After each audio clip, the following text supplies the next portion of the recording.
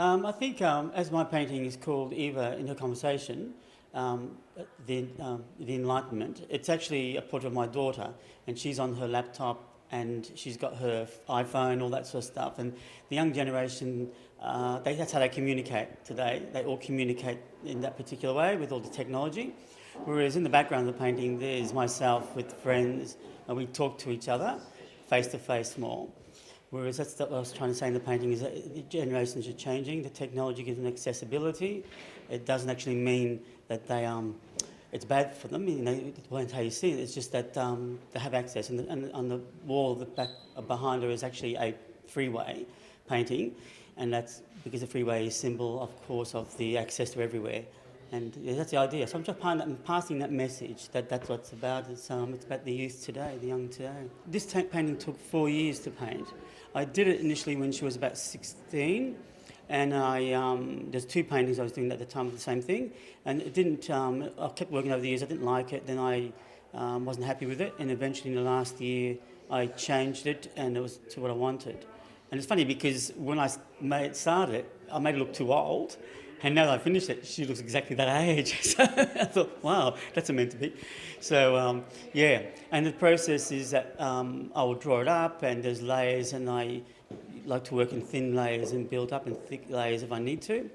And I still like the canvas showing. Change in terms of how I see things, how I paint things. And painting becomes like if you're a musician, your colours are your notes. And the more older you get, you become more familiar with your notes and your chords and everything else. And painting's the same. You get to know your colour more. When you start out, you're confused about colour, but then as I get older, I know. And then with that painting, it was one day I decided I went to the studio and I just didn't like it, and I put a dark glaze over the whole thing and wiped it back. Trusted that I know what I'm going to do with the colour, and it worked. I think sensitivity that's the first thing that comes to my mind, the sensitivity in the faces, and most of the faces are they come across as showing an expression of concern. I don't know, this is how I feel when I look around. I don't know what it is, but there's in the faces, most of the faces show that there's something. It's really questioning. The faces are questioning.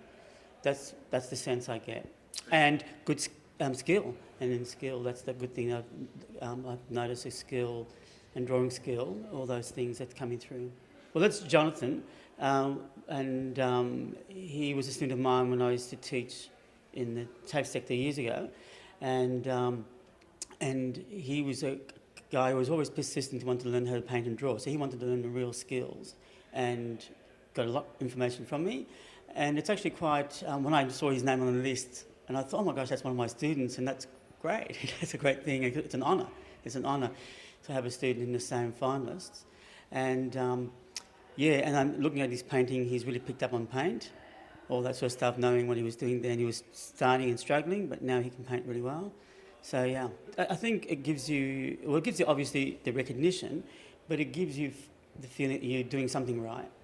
That you're painting, you're doing something. It's a difficult thing to do, especially where I come from in Melbourne and Melbourne's West. Art is not a big thing, and so sometimes you feel like, am I wasting my time?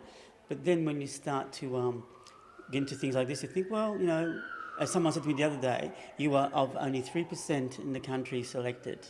That's an honour. And I thought, yeah, well, it makes me feel like I'm worth something. So, yeah.